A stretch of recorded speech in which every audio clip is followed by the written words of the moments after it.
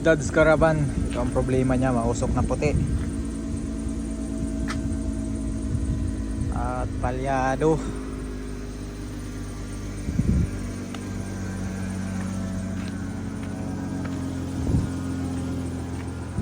Ayan.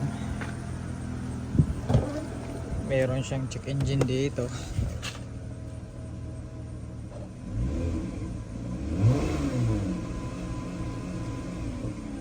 Ayan o. Hindi maganda yung nararamdaman itong sasakyan na to, kaya iscan muna natin. Ito na, makikita na natin kung ano yung problema ng sasakyan na to. Oxygen sensor, fuel system, cylinder number 3 misfire, at ayan, oxygen sensor, reference voltage circuit low. So ayan ang mga dahilan kung bakit umuusok ng maputi at mabaho yung binubuga. So yan yung isosolve natin. Kailangan natin magtanggal itong intake manifold at tatanggal ko na yung cover. So ito na lang yung tatanggalin natin, intake manifold.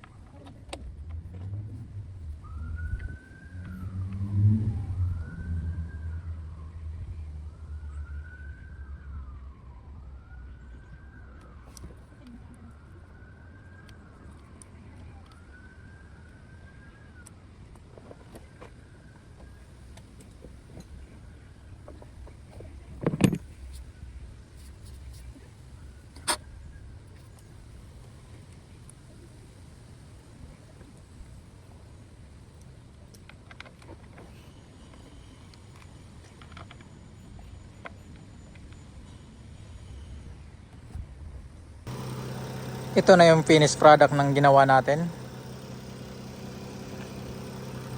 Ayan, tahimik na ng makina at wala nang kakalog-kalog. So nagpalit ako ng oxygen sensor dito at spark plug dahil worn out na yung spark plug nya. At nilinis ko rin tong map sensor nya. Ayan, wala nang check engine.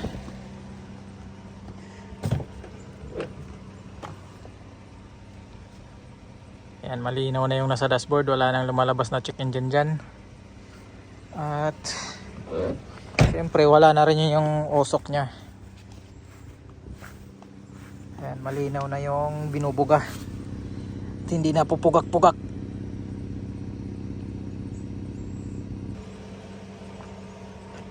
Ang ganda na ng andar, hindi na pumapalag yung makina. At maganda na rin yung palo ng RPM.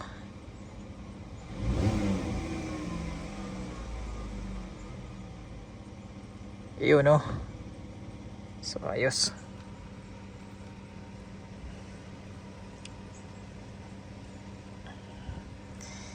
Matutuwa na yung kababayan natin dito na nagpagawa nito. Ito ay iniwan lang sa akin at pinagawa yung problema ng sasakyan niya. Pilipino din yung may-ari nito. So marami tayong mga kababayan dito sa Canada na may mga problema sa sasakyan, kaya ayan, hanggat kaya nating ayusin yung sasakyan nila, tulungan para makatipid sa mga gastusin, dahil hindi talaga biro magpagawa ng sasakyan dito. Malaki yung gastos pagka magka-problema yung sasakyan. Bukod sa mahal yung labor, mahal din yung parts. Kaya hanggat kaya natin tumulong, hanggat hindi tayo busy, magagawa tayong paraan. Gagawa natin ng paraan para makatipid. So yun lang naman yung goal natin sa buhay talaga. Mamumuhay tayo na maayos at nakakatulong din sa iba. So yun lang, salamat sa mga nanatili pa rin dito sa feeds ko at patuloy na sumasabaybay. Saludo ako sa inyo, hindi talaga kayo bumitaw.